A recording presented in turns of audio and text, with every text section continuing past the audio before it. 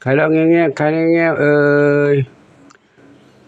น้ำเพชรอยู่บนนี้น้ำเพชรขึ้นได้แล้ว น้ำเพชรขึ้นไปเล่นกับน้องปุยฝ้ายอยู่ด้วยกัน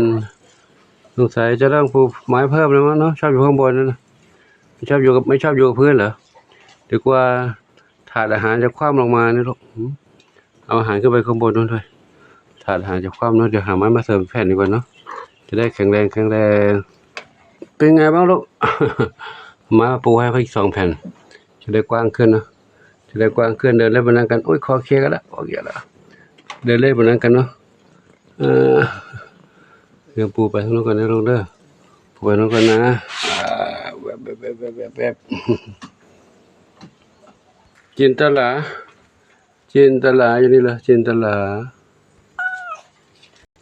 นวรัตน์เป็นไงลูกนวรัตน์นอนนิ่งเลยนวรัตน์นอนนิ่งเลยนอนนิ่งเลยเป็นไงบ้างเนี่ยฮะโอ้ยเป็นไงเหรอเพชรดำไม่ใช่เพชรดำบุญสม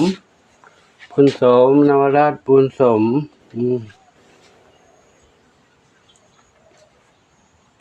อ้าวอยู่ข้างในยังคุยบุญชัยบุญสมที่ออกมาเจอกันนี่กัดกันเลยเนี่ยเจ็บแน่เลยกัดกันทำไมไม่รู้เนาะอยู่ด้วยกันก็ยังกัดกันอยู่ทะเลาะกันทำไมไม่ทะเลาะกันนะของเหมียวอยู่ด้วยกันไม่ได้กัดส้มอ่อนใช่ไหมไม่ใช่ท้องอ่อนท้องเล็กท้องเล็กอยู่ดิท้องอ่อนท้องเล็กอันนี้ใครเนี่ยปุ้ยนอนกับ2เหมียวใครลูก3 สีนวลกับน้องดำเล็กหางกวัก นอนในร่องกระเบื้องพอดีใช่ไหมลูกนอนในร่องกระเบื้องพอดีตัวใหญ่เกินไปมั้งลูกตัวใหญ่เกินไปแล้วน้องนั่นมันนอนพอดีตัวเลยร่องกระเบื้องแต่นี้ก็แม่3แม่4 สีลูก4เขาก็นอนพอดีตัวไม่ลูกไม่นอนนะนี่เก่าเลยเขาเป็นเห็บหมัดเยอะนะเห็บหมัดหมอก็หยอดยามาแล้วตอนนี้มีสเปรย์มี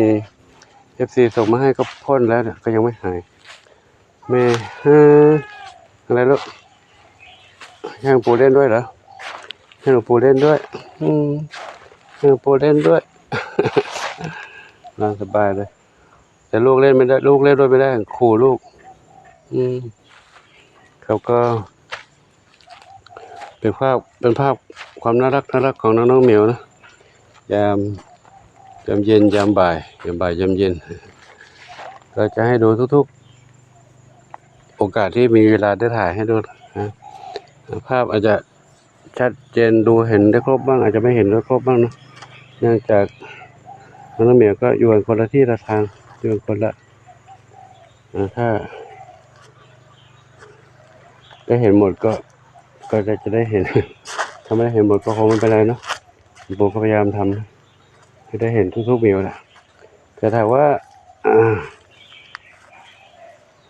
ไม่เจอตัวหนึ่งตัวใดก็เดี๋ยวไว้ดูคลิปต่อไปแล้วกันเนาะ ก็ดูคลิปเดียวอาจจะไม่เห็นได้ครบทั้งหมดปู่ก็เดินตามไม่ทันตามไม่ทั่วเดินตามไปก็ไม่รู้ขยุนไหนกันบ้างตรงนี้ก็มีนี่น้องชวนฝันใหญ่กับน้องสีหน้าส้มรอแม่เขาไปทำมันนะแม่เขาจะได้เวลาไปทำมันอ่ะไหนไปอยู่ไหนแล้วไม่รู้แม่3 สีนวลลูกชวนฝันใหญ่จะเดินไปเป๋นิดนึงขาหลังข้างขวาเป๋นิดนึงอ๋อปู่เรียกจำผิดนี่คือแม่เขานี่แหละอยู่นี่แม่ดำนวดอยู่นี่แม่กับลูกอยู่ด้วยกันนี่ปู่มองคิดว่าเป็นชวนฝันตัวใหญ่เท่ากันเลยคิดว่าเป็นชวนฝันนี่ชวนฝันอยู่นี่ชวนฝันกับ3 สีนวลอันนี้ชวนฝันใหญ่ชวนฝันเล็กอยู่นี่ชวนฝันใหญ่ชวนฝันเล็ก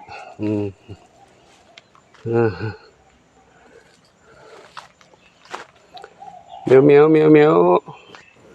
ก็ อยู่ในป่ากล้วยก็มีเดินไปก็ยังไงดี เขาหาไม่เจอขลบไปนู่นนี่นะก็บนนี้ก็มีหนึ่งเหมียวอยู่บนนี้ก็มีหนึ่งเหมียวบนนี้ก็มีหนึ่งเหมียวใครเอ่ยเท้าเล็กอยู่บนนั้นเท้าเล็กอยู่บนนั้นใช่ไหมลูกใช่แล้วเท้าเล็ก